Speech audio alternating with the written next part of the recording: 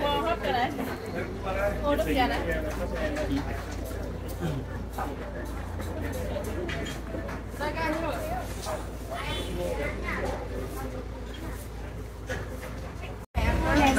Cứng này, nó cứng hơn hả? Cái này nó giòn.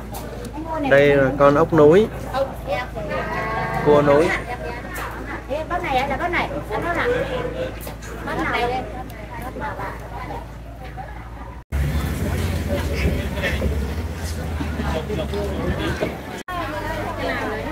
Cái đấy là cay, siêu cay luôn. Siêu cay luôn đúng không?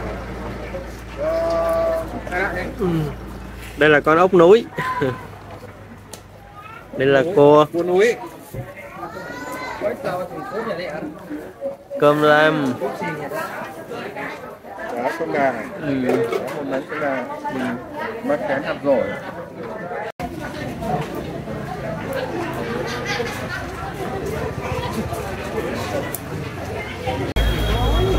Vô.